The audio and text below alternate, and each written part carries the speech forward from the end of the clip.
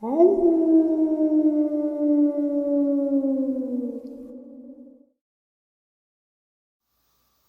and salutations, everyone. I hope everyone is doing well today. Welcome to today's upload. Before we jump on into it, a couple quick links. As many of you know, I rely on Patreon, PayPal, channel membership, and the merch to help the channel to continue to grow and go. Links to Patreon, PayPal, and channel membership is in the description below. Merch displayed directly under the video.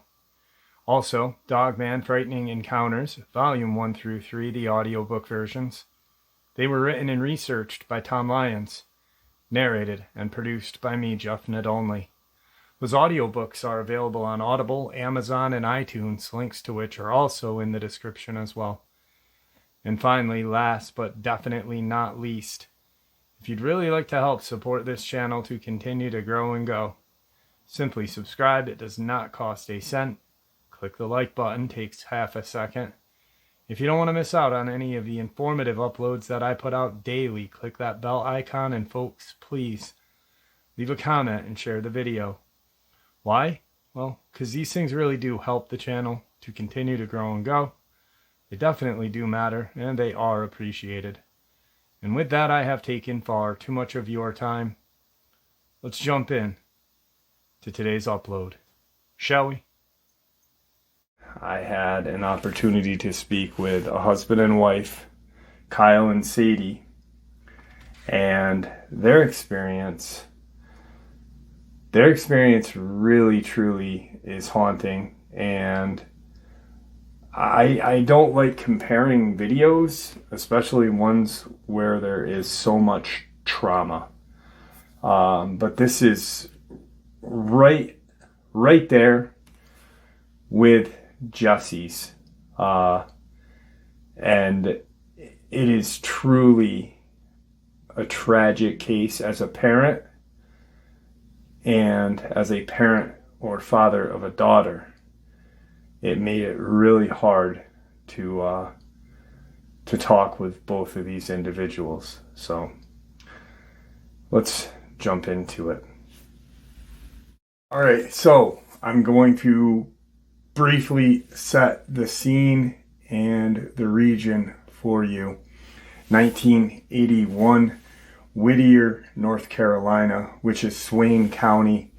There's a chunk of land that is, it almost resembles a peninsula, I guess. It's surrounded by two rivers, and at the tip of it is it connects into one river, the Tuckasegee River, and on the opposite side is the Oconaluftee River.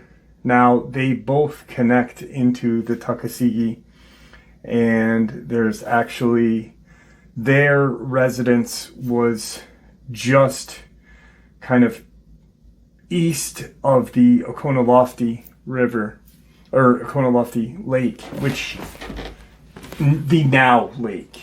So back in 81, there was at one point one road that ran through this region and a couple of dirt roads.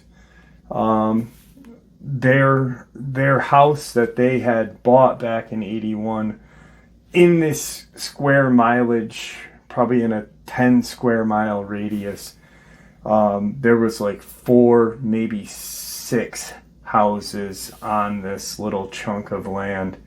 The majority of Whittier is kind of south across the Tuckasegee River. Now, it's a small rural population. It was even smaller then.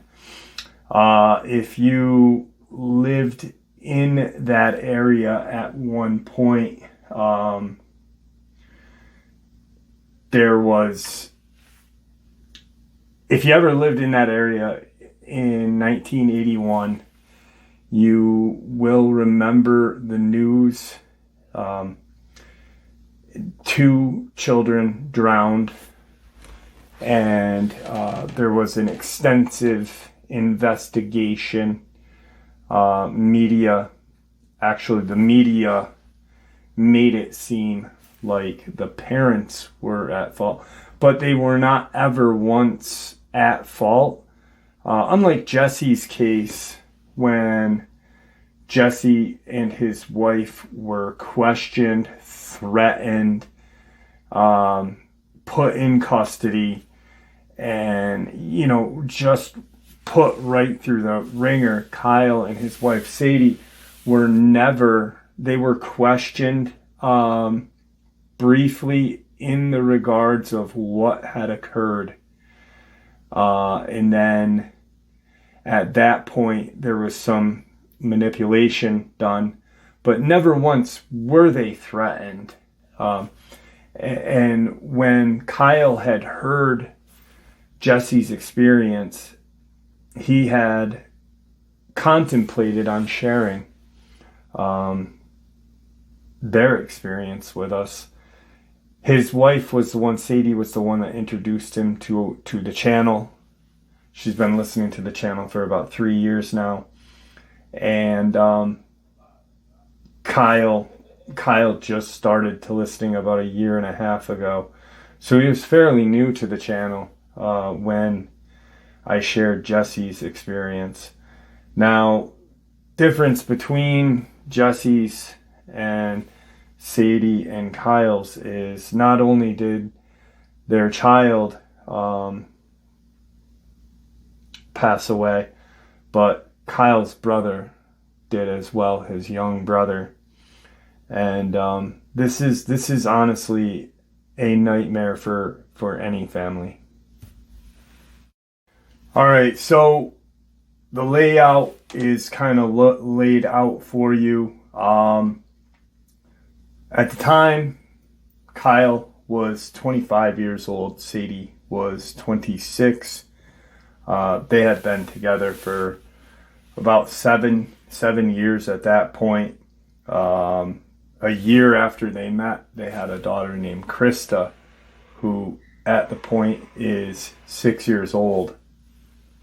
So they met each other 7 years prior, had a daughter about a year after they had met. Now, Kyle is from Gatlinburg, and Sadie is from Bryson City, which is right in that region. After they had met, Sadie's dad owned a business in that area at one point and had hired Kyle to work with him. She is one of 2 daughters, and the other daughter's husband also worked with Sadie's and her sister's father's business. So family business, life was good, life was great. They purchased this little home, little plot of land. Not a little plot of land. They actually had about 3.5 acres of land. And in 81, practically a brand new house. It was a house that was built by someone not from the area. It was kind of like their summer home at one point. Because of where this is located, you are on 2 rivers practically. Beautiful area. But you have Nantahala to the south and the Great Smokies to the north. And Swain County from Bryson City or Whittier north is just woods, mountains, densely forested area. But that's nothing they're thinking of at this point, They start their family with their daughter by their house. And on occasion, Kyle would have his little brother, his youngest brother, come down, who in 81, mind you, this is 1981, the brother was 14. And apparently Kyle's dad was big into kind of movies, westerns and stuff, and Ronald Reagan was a actor, and his brother's name was Reagan after Ronald Reagan. So Reagan was 14 in 1981, and he would drive up and pick his little brother up. There wasn't a lot for him to do at their home.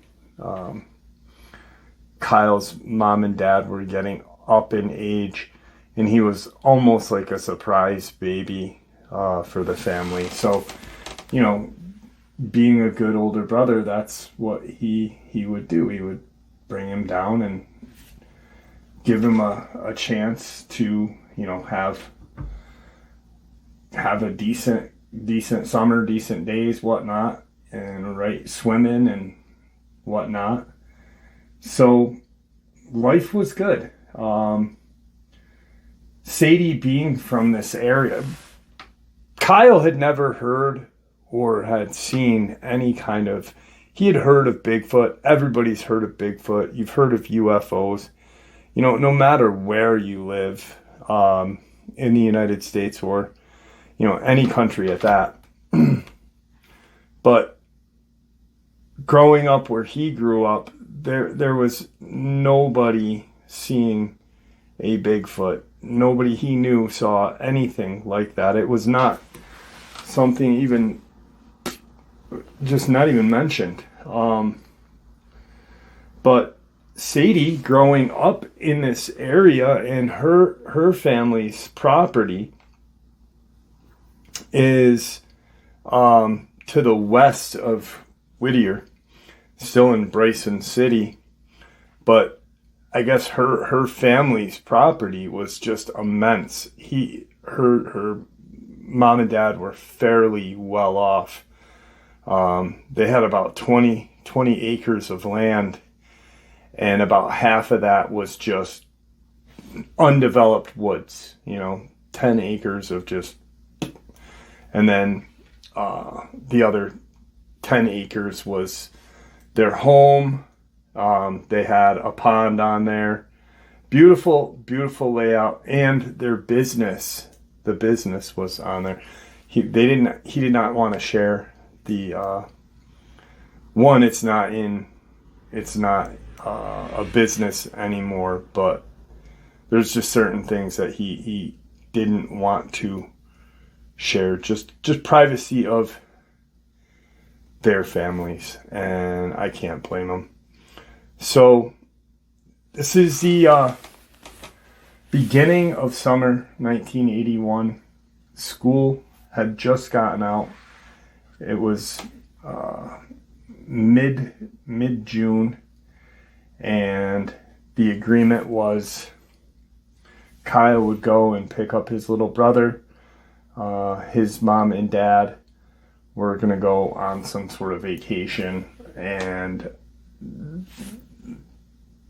Kyle he said, I really didn't get along with my parents too much during, after I had aged out of living at their home. And that's the exact word, aged out of living. So you can tell what kind of relationship he had with his mom and dad.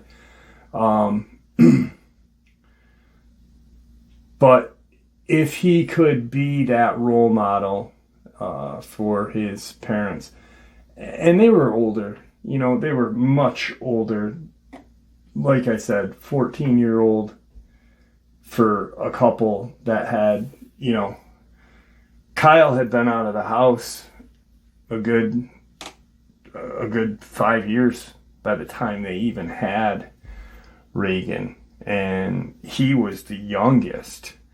So he's got two older brothers. So they were in their 60s. I think his dad was in his 60s. His mom was in his early 40s. And it was one of those where don't have the kid, or possibly you might, you may have some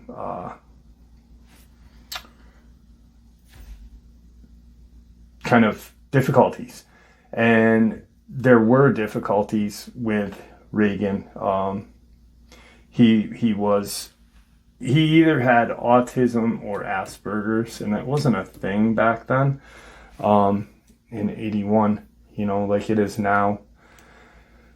They just pretty much said, he's got issues. He's got some problems. Especially, and I'm not downing any area, but, rural South, even in New York at that point, no matter where you were in the country, these things were not what they are. The approach to it was not what it is now. But he was very introverted. He was very, kind of right in his shell. He would draw a lot when he was at his parents' home. He would isolate himself.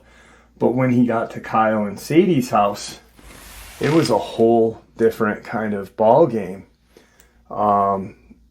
He had free reign. He was able to, go for a walk on the dirt road that they lived on, and the dirt road they had or lived on at the time. Like I said, there was one paved road that ran through this little region, and so it ran right to the Oconaluftee River. And so he had permission to walk to the river. He knew the dangers of water, and not to go into the water, not to do anything that could jeopardize his safety. And I guess the summer before he was 13, Krista would have been 5.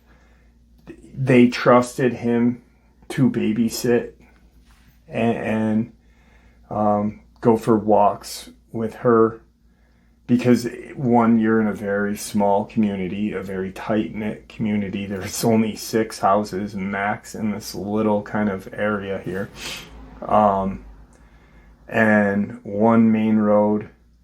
So he wasn't responsible, but he wasn't responsible for her, but they gave him kind of like a little bit of responsibility. Here, hang out, with your niece, and we'll pay you if you want to watch her for an hour for us while we do laundry. They wouldn't go to a store, or they wouldn't go to the movies, but they were at home. And if there was something they needed to do, would you like to, make a few bucks to watch your niece?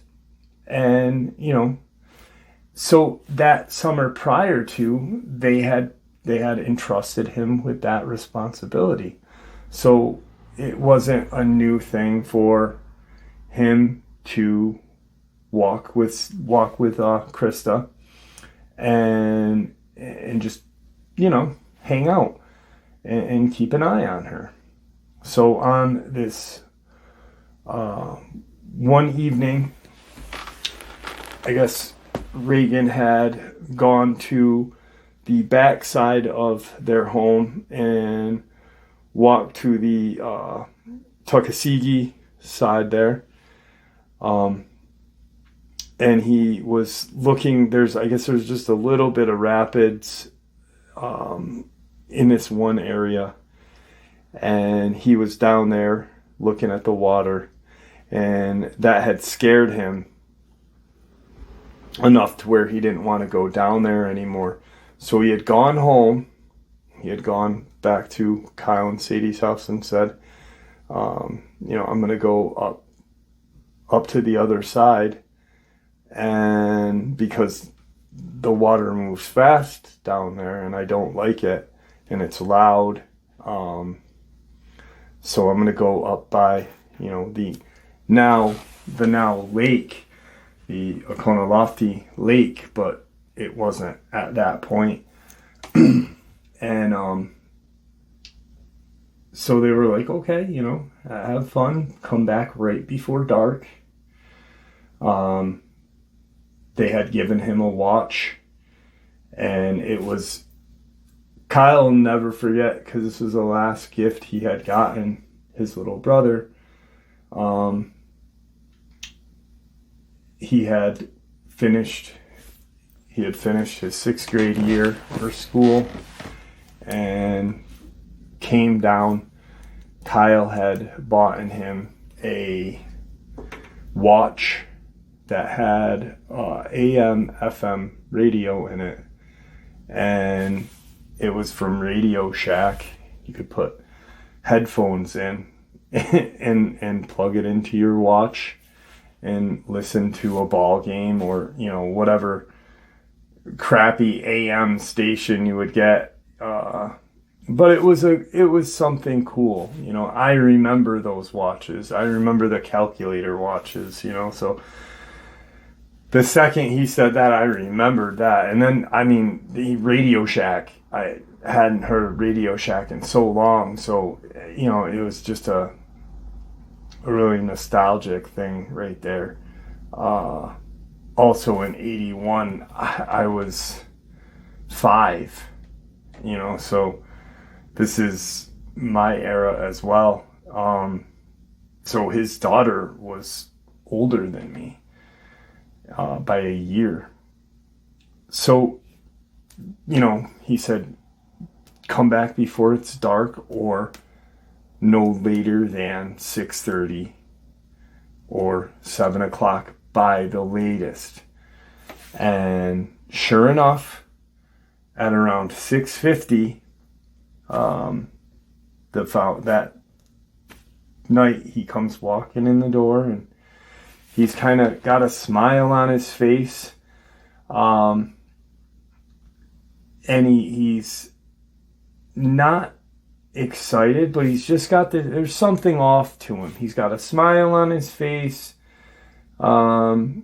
He's kind of isolating a little bit, not talking as much, and they had went looking for him because Kyle had seen him and said something to his wife about how he had a big smile on his face, but he didn't really want to say anything. I said, thanks for coming home on time, and they went into the living room, and he was kind of in a corner playing with his toys, just not watching any kind of TV or just playing with he played with action figures still at 14, but once again he had parents that really didn't care all that much, and I stated that just how Kyle said, when I aged out of living at my parents' house. So, he didn't have that. Also with autism or Asperger's, so he didn't have any of the help or understanding, but had a great older brother who really truly loved him, and had actually thought about him and his wife had thought about talking to his parents about having Reagan move in, not adopting him, but just having him move in and giving his parents, coming up with you need a break, but we'll take him, we'll take him off your hands to give you guys a break. But it was more or less to give Reagan a little better of a life, to where he could get the attention and stuff that he needed. So they go in, and he remembers hearing him talking about something that was off, and he kept saying, something scared, to too big, but he's playing it out with his action figures. So he hears him playing, with his action figures. And he's almost playing it out of what he saw. And Kyle recognized that quickly. He knew that his brother there was something wrong. Immediately he knew. And he sat down, and he said, "Are you okay?" And his brother looked up at him, Reagan looked up at him and said, Yes, I don't want to go. I don't want to go to the water anymore. He goes, "It's too loud and too fast one way, and monsters are on the other side, the other way." And he kind of looked at him and he's like, "Monsters?" He had already knew what he meant by, fast and loud with the water, moving a little quicker on the Tuckasegee River on that side. But on the opposite side, he's like, monsters, like there's really nothing on that side at this point. There's, this is 40 years ago. It wasn't even built up at that point. There was very little. Almost woods right up to the river.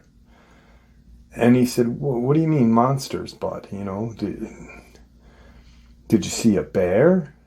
Did you see, what did you see? Was it a person?"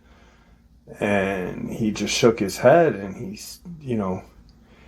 he took one of the action figures that he was playing with and showed it to Kyle and said, like him, but no shield and no any kind of armor. Like him, but no armor. And brown and black. And he's like, "All right." And he was playing with, these larger action figures. Later to find out that it was He-Man action figures that he was playing with. And the action figure that he had was red or an orange color, which was Beastman. And he's, like there was only like 4 action figures out at the time, I think. Very little.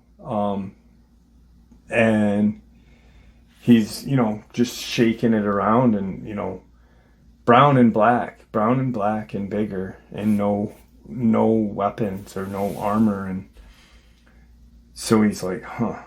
And he's like, "All right."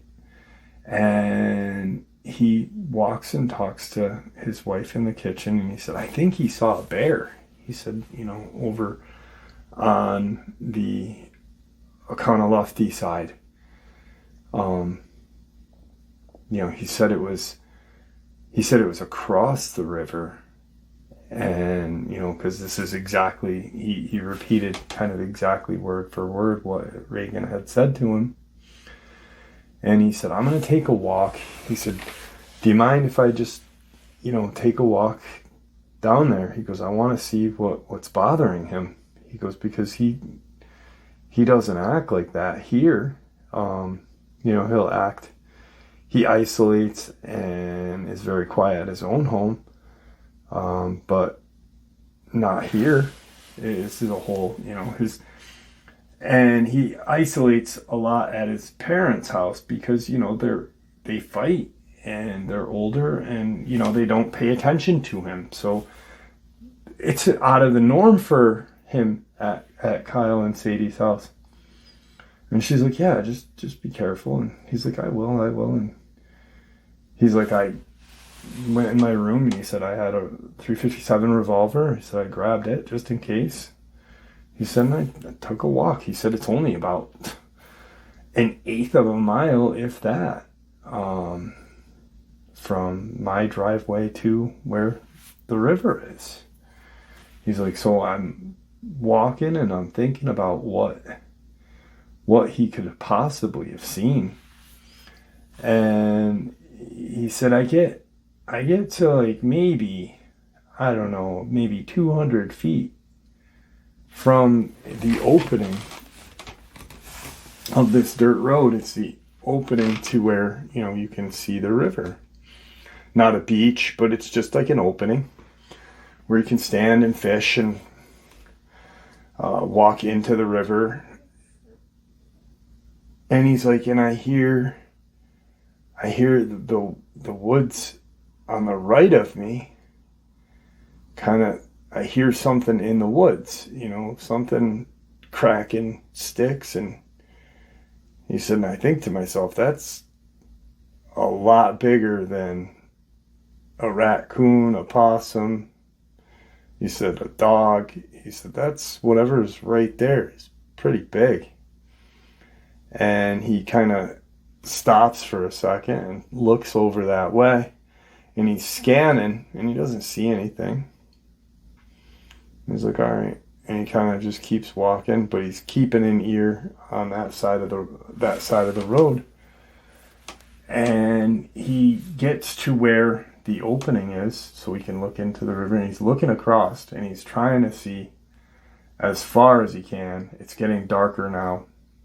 He's got a crappy old flashlight with him. He turns on, and it's that yellow, even the largest of battery-powered light bulb or flashlights back then were just absolutely garbage. So, he's like, I light my flashlight, and I'm looking, and I'm trying to see if there's any movement. He said, and I've already forgotten about whatever was, kicking up sticks in the woods. He goes, because it didn't sound too dangerous. He's like, especially on where we live. I've lived here for 6 years practically. We bought this land and house when our daughter was not even, my wife was still pregnant for her, and I've never seen anything larger than a raccoon, in this area. Once in a while a deer, but nothing predatory. So he kind of stops and looks around again. And as he's kind of scanning the woods, he stops because there's something that caught his eye, and it was an orangish color, about 6.5 feet off the ground. And then there's a one to join it, same height, only about 5 inches away, 5 inches apart. And he's looking, and he's like, what in the hell? And he thinks fireflies, because once again, nothing. And there's no growling, there's nothing. He's like, I don't know. And he doesn't even have a sense of dread. He said, if I had gotten a sense of dread, or if this thing had growled, he said, the kids would still be here. He said, but nothing. There was no dread. There was no other noise. There was just quiet. So he gets home because, there was just nothing off, minus the sticks, but him not thinking that, there's going to be a luminous eye shine of some sorts in the woods. So he lets Sadie know what he saw, and he goes and talks to his brother, and he says, Reagan, I don't know what you saw. He said, are you sure? Are you sure it wasn't a bear, bud? Because I went down there And when he said I went down there to look, his little brother's eyes got as big as saucers. Like, the fear. And, he said, well, don't worry about it. You don't have to go back there. You're all right. You're safe. Don't worry about it, bud. And a little time goes by. We put the kids to bed. And he and his wife are watching a little bit of TV before they go to bed because he's got work the next morning. And, he starts talking to his wife about it. And, they nothing out of the ordinary comes to mind. Next morning, he gets up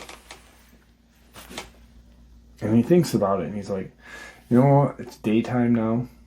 I'm going to pop down there real quick. I'm going to jump out and look and maybe see if I can see any tracks or something. He's like, and then I'll just barrel out of there and head to work. So, gets up, does it, drives down. There's nothing out of the ordinary. He gets out of his vehicle. He looks down by the water. He looks over to the sides. He walks up to the right-hand side wood line. Kind of looks in there, waiting to hear something. Nothing out of the ordinary. Drives to work. So he's at work, and he kind of thinks about it a little bit throughout the day, but lets it go. Around lunchtime or whenever, he's talking to his father-in-law, and Reagan's a huge part of the family. Like I said, like, he is practically his brother's, next child or another child to him. He loves him. And so does Sadie and Sadie's family. So the father-in-law asks about Reagan and asks about Krista and, how are the kids and, how's he doing, this and that. Because he's only, been there for a couple of days. And he explains, he said, well, last night, he said, it was kind of weird because he went down to the Tuckasegee side, and he said it was startled him being loud and kind of fast on that one side where he was. He said, but, then he went to the Oconaluftee. He said, and he came back and he was just isolated and, really introverted. He didn't want to be talked to. He didn't, but he said he saw a monster. He said he saw something and he said he was scared. He was legitimately terrified. And I couldn't, for the life of me, figure it out. What he had possibly seen. And something brings up Bigfoot. Because Kyle's like, have you ever seen a bear? He said, I know we've got them up in the Great Smokies and north of here. He said, and down in Nantahala. He said, but all this time, I've never seen a bear. He said, and he's adamant that he saw some sort of large monster. He said, I went down there. He said a little bit after, he said it was dark. It was getting dark. He said, I heard some sticks breaking in the woods. He said, but I didn't see anything out of the ordinary. And, he once again just kind of said, well, maybe you saw a Bigfoot or something like that. And he kind of looks at his father-in-law like he's got 3 heads, because he's never heard.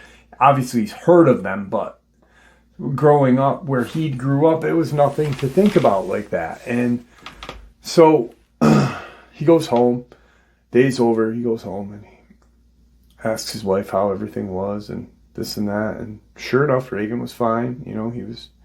But he didn't leave the house. he had played in the yard for a little bit with Krista, but and he said, well, your father said something about a freaking Bigfoot. And she kind of turned her head to him and said, I didn't think about that. She said, growing up, people talk about him all the time to the north of us and to, down south. She said, but I didn't think about that, maybe. And he's like, Sadie, come on now. Bigfoot, he probably saw a bear. And night goes off without a hitch. Everything's fine. Goes to work the next day. And nothing was brought up. Totally just normal day. Gets home, everything's fine. Reagan's a little bit back to his normal speed. I guess he had went outside that day a little bit, played outside by himself and with his niece, and was almost back to normal. I guess the best way to explain it would be. So he got home, still light out. It's about 6. Did a quick dinner, and they go outside. Krista and Reagan, and they're outside, and how their yard went. The backyard kind of was at there was kind of an angular part to their property, and almost part of the backyard seemed to be in the front or side. Is kind of a weird cut of the 3-acre piece of land that he had. And so he remembers popping his head out and looking just to see if they're okay, and because he's not thinking of it anymore. About 10-15 minutes go by, and he hears Reagan screaming, and he hears his daughter crying, but then he hears Reagan screaming still, and then the crying or whatnot stopped, but Reagan's still screaming, and he's in the living room, and his wife was in the kitchen, and they kind of both met at that side door of the house. And he sees Reagan running full speed toward the dirt road, and he's literally hauling ass, just running. And they both quickly get onto the kind of, it's not really an enclosed porch, but it was an open porch. It had a roof pad, a cement pad, and then some stairs. There wasn't even a screen. It was more like not even a deck, but a porch, an open porch, I guess you'd call it. And he gets out onto that, and he screams Reagan's name, and he's looking around for his daughter. He's looking all around, and Sadie's screaming, where is she? Because they both heard her crying for a couple of seconds, very, very different than his scream. It was just almost simultaneous. And he sees they both turn, and he starts to run after his brother. And Sadie said something, what the is that? it's got Krista, and he turns to look at her because he thinks that his daughter's, there. And he turns back to look, and he looks at his brother, and he kind of looks over because he's staring at his brother the whole time he was taking off after him. And he sees this just large brown kind of lump moving very quickly. And he sees it's dragging something. And it appears to be kind of running quadruped, but it's using one arm to drag something, and which would have been his daughter.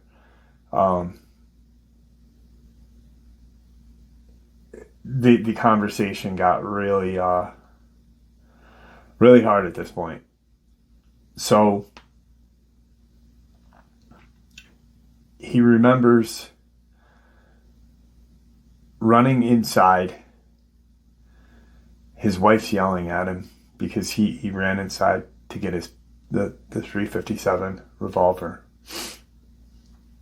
because the only thing he saw was this large animal or creature running with his daughter, being pretty much, she's getting dragged. It's got her leg in its hand, and it's, she's bouncing on the ground. And his little brother's chasing after this thing. He runs back outside, and he just starts sprinting. When he gets out of his yard and onto the road, he can't see his brother anymore. He can't see, and he just starts running for that direction that they were last seen at.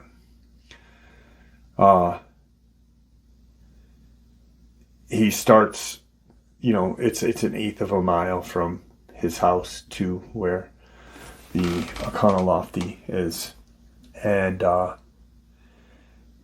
he gets about halfway down the dirt road, and he starts to see these blood splotches on the ground. And he kind of stops and looks, and he yells both kids' names, and he doesn't hear anything. He hears what he thinks is like growls or some sort of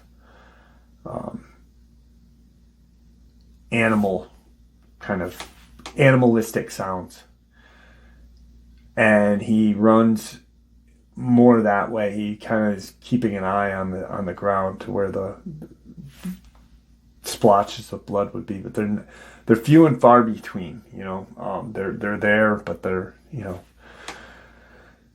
and he gets to where where he had been last night, and now between the last time he had seen his brother and his daughter, a good 2 minutes might have passed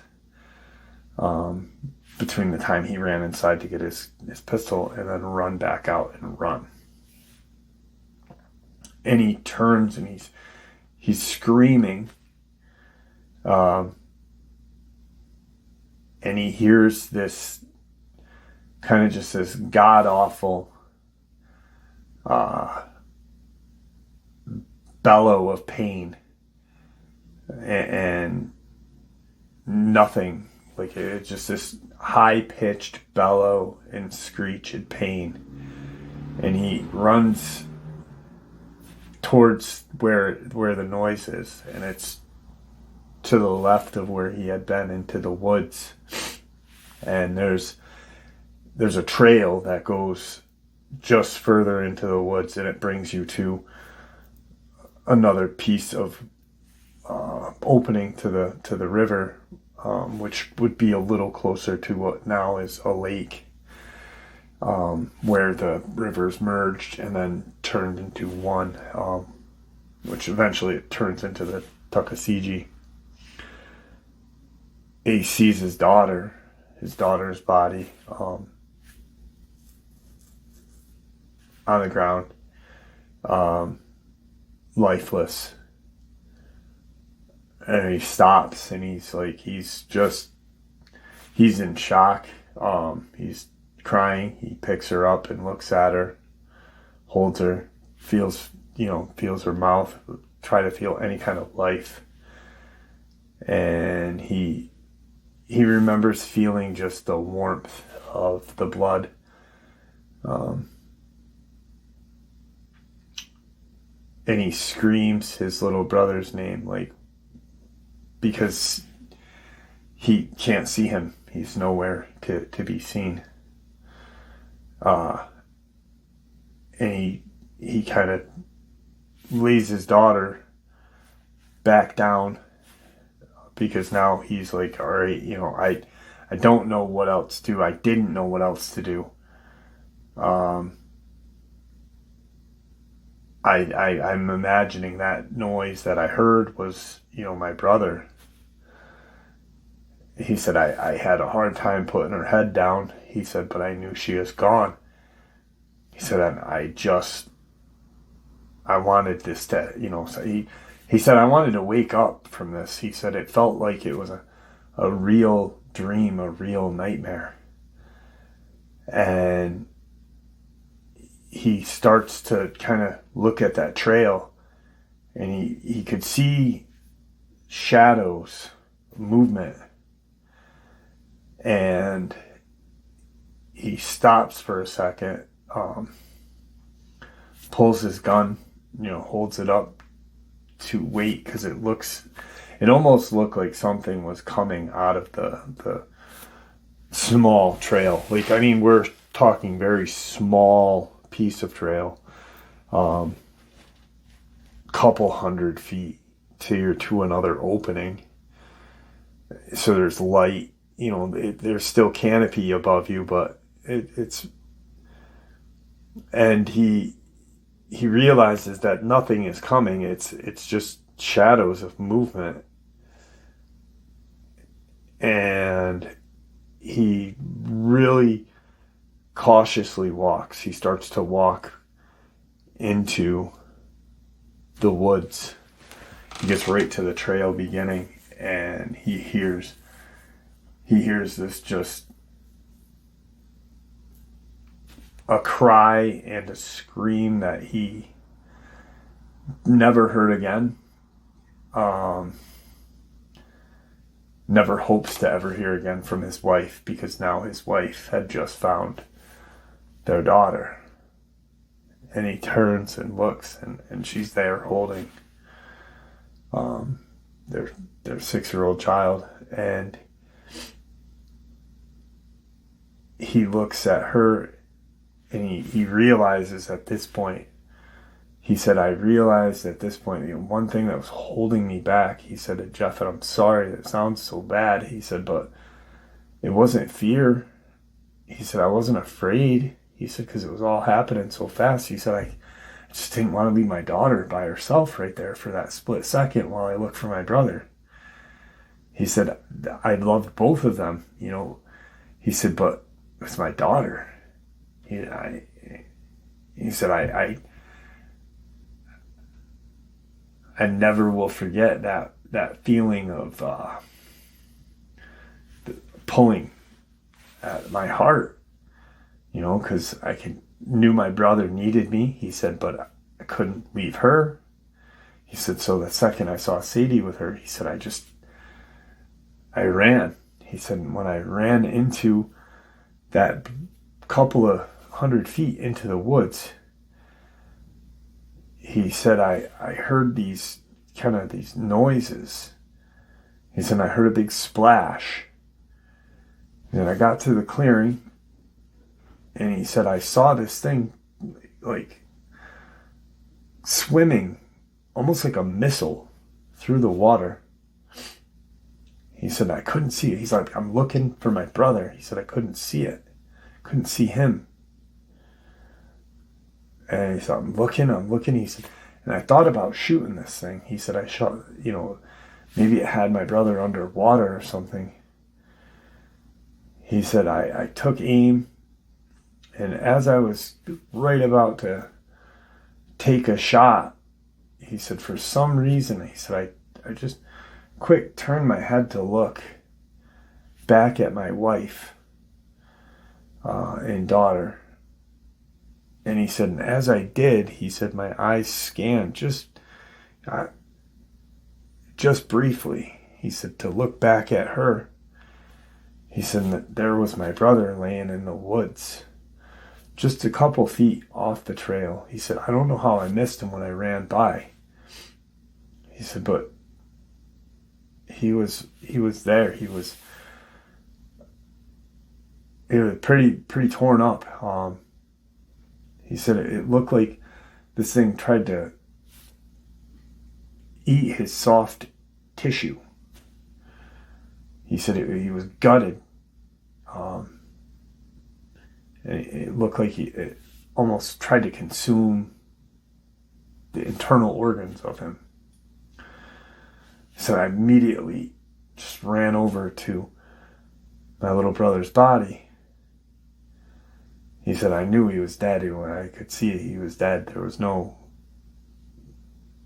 He said, I stood back up and I ran back over to that clearing. He said, and I fired 2 shots at that thing. And I don't know if I hit it.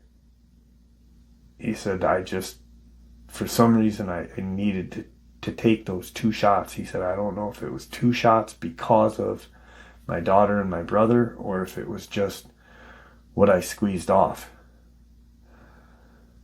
He said, so I ran back over and picked him up and carried him back to where my wife and my daughter's body was. He said, I laid him down next to her. He said, and I looked at my wife, and my wife is just on the ground, not comprehending a thing I'm saying. And he said, I gotta call the police. I gotta call the ambulance. I gotta call somebody. He said, I told my wife, we gotta bring him back to the house. We can't leave him right here. So he said, I picked my brother back up, and he said, I tried to pick my daughter up, but my wife kind of smacked my hand away, and she picked her up. And we walked down that road, that 1/8 of a mile, back to our house. He said, and we put him inside, and I called the police department. So I called, the state police came, and he said, one of the troopers that came in, he said, I knew from working, going into my father-in-law's business. And he said, and I explained what happened. And he said, I was for sure thinking this guy was going to think I was crazy. He said, I didn't realize I had my pistol in my hand the whole time. The whole time until they came, and he said the one that I knew from my father-in-law's business, he said he asked me to put it down. He said, I realized that I had it. He said, I put it down, and he said, I started to tell both responding troopers that showed up what happened, and I said, this isn't, it didn't happen in our yard. He said, it must have gotten my daughter in our yard. He said, but I don't know what happened. He said, I can't explain what happened. He said, it makes no sense to me. And my wife is just in shock. And he looks at the other trooper and says, contact county. We got to have county involved. And whoever is, going to make the determination and stuff of they got to send it to the medical examiners. They got to send both bodies to the medical examiner's office and such, and there needs to be an autopsy done.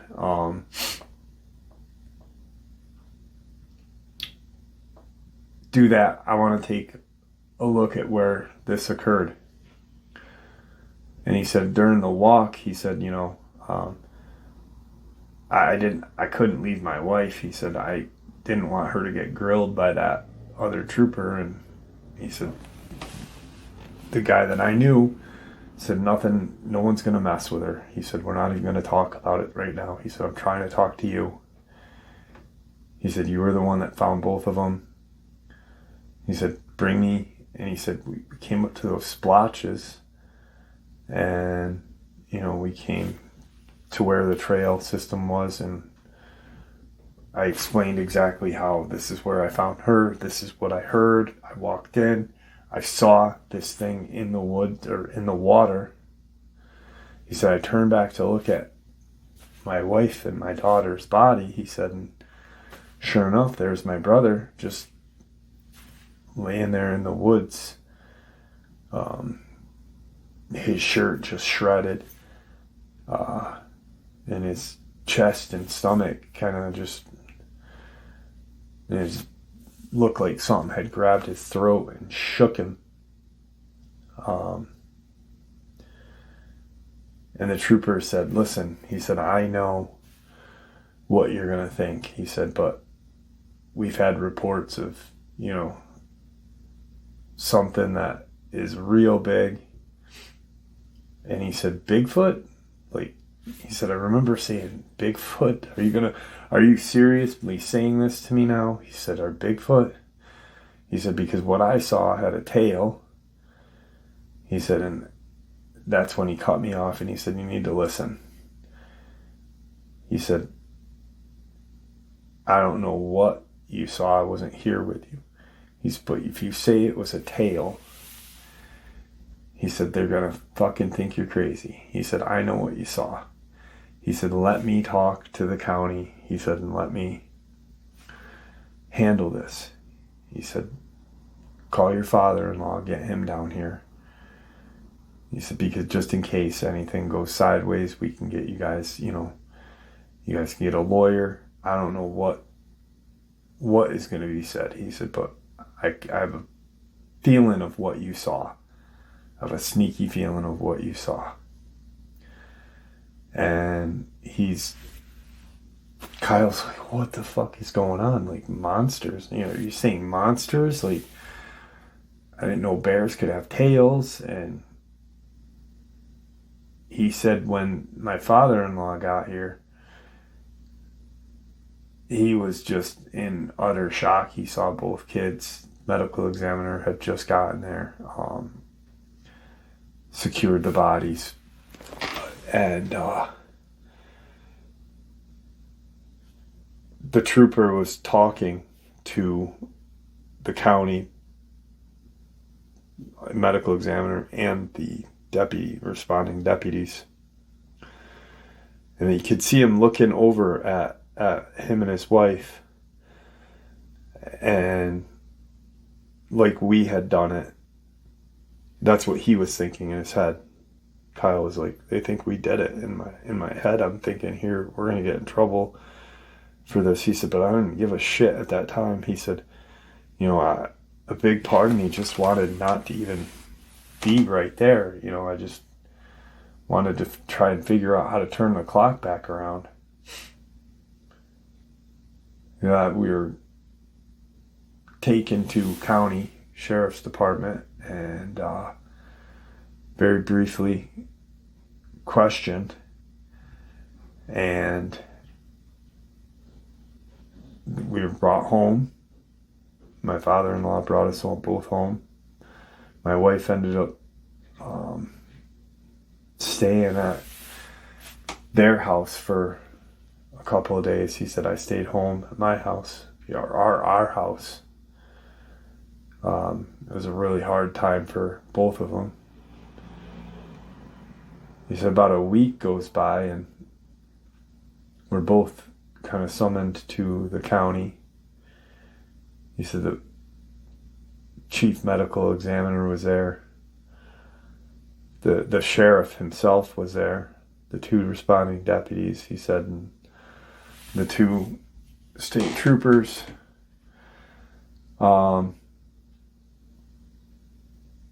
And they pretty much said to both parents, Sadie and Kyle, that we know what happened to your kid and your brother.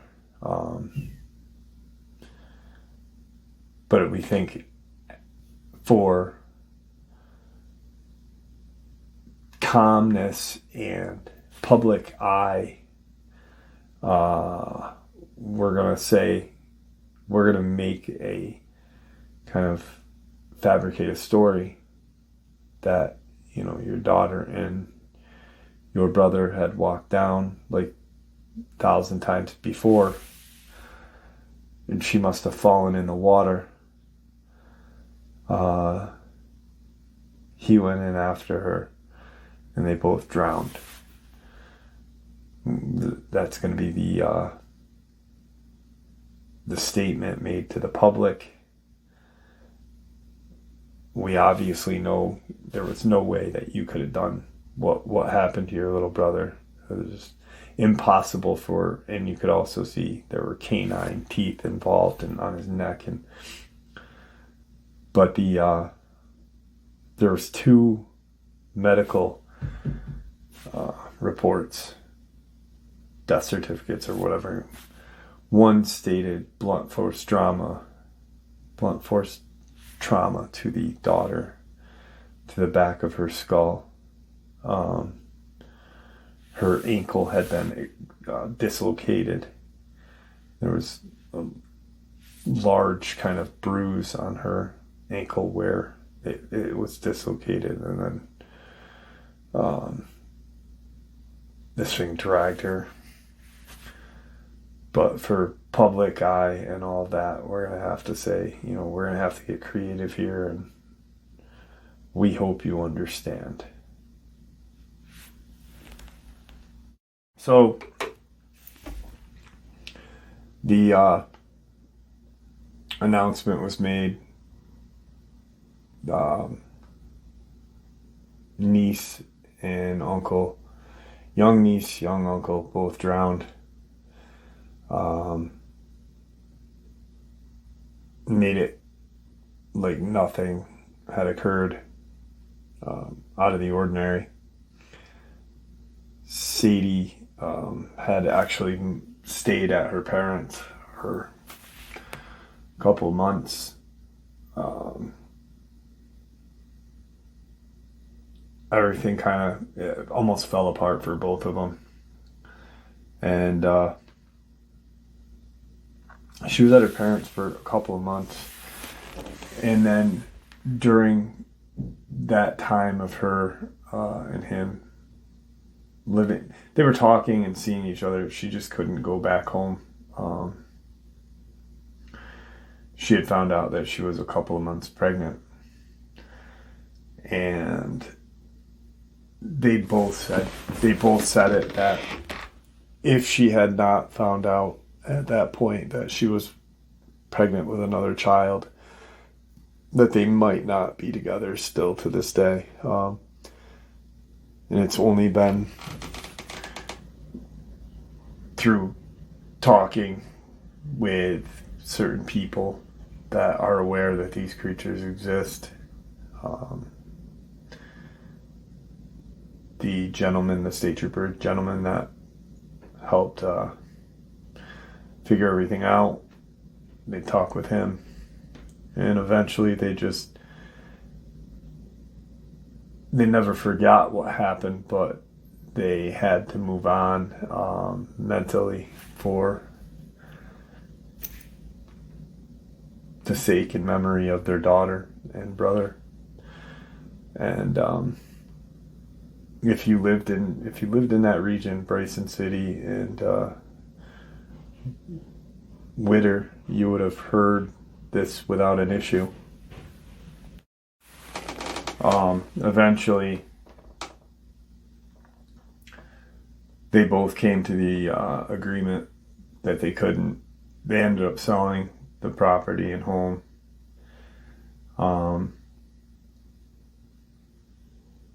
And moving away from that area.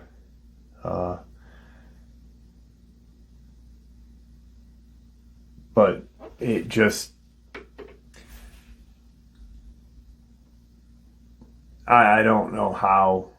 I can't imagine how, they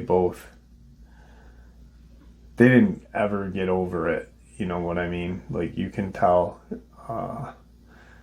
they actually had 3 kids after and have a beautiful family now. Have 2 grandkids, young grandkids. But they have no idea how it's just strength, you know what I mean? It's strength. And Sadie said that her relationship with God and Jesus and prayer is probably the biggest thing that kept her sane throughout this whole thing.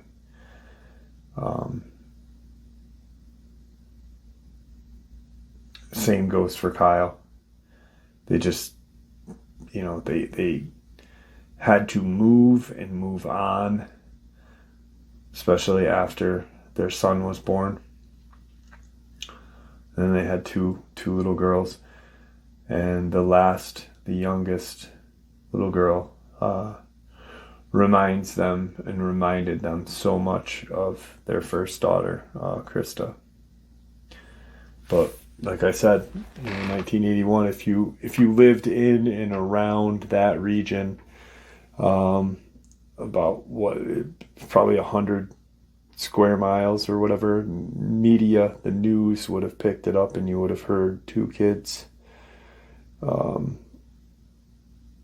drowned in the Okanalofty River. And it was just a freak accident is how it basically was presented to the public. But it's just a sad fucking case, man.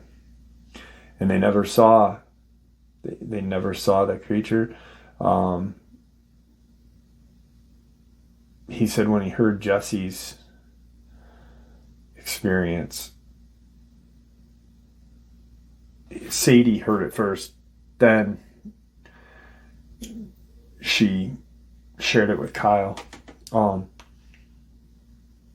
their question to each other was, why the hell didn't someone come in and hunt that fucking thing down? It was just that kind of irked them and hurt them. But, life has gotten better for both of them, but they'll never forget. 43 years later, they'll never forget what their first daughter looked like. His brother's memory. After that occurred, he lost cut ties, or his family cut ties with him because they blamed him. It was just a very tragic experience and tragic case, and sad. And my heart goes out to both of them, and I'm so glad that they were able to find the strength and just compassion through Jesus, our Savior, and God, and prayer, and everything else, and friends and family on her side to help them. And then their 3 children eventually afterward. But Kyle will never forget. He carries a picture that they had taken a year prior, because he didn't get a new picture of his daughter and his brother that year together. But he carries that picture. It's folded because it's bigger, regular 5x7 or whatever. They're folded in his wallet. For 40 years, he's kept that picture in his wallet. And periodically he takes it out when he thinks about, because he still thinks about it. So she does as well. But I mean, how could you not? So. All right, folks, I cannot say I hope you enjoyed today's upload, because it was and is a tragic case. One I can never imagine going through as a parent myself. So I'd like to thank you all for supporting the channel. It is your support that helps this channel to continue to grow and go, and what gives us all a place and a chance to share our experiences and theories judgment-free. Everyone is simply treated with the respect that we deserve. Stay safe, happy, healthy, and ever vigilant, keeping an eye on our children, pets, family, and our friends. These creatures are real. These events have happened. Share this information with those you love and care about, and it may just help save their lives someday. Until next time, never stop asking questions. Never stop searching for the truth, and God bless you all.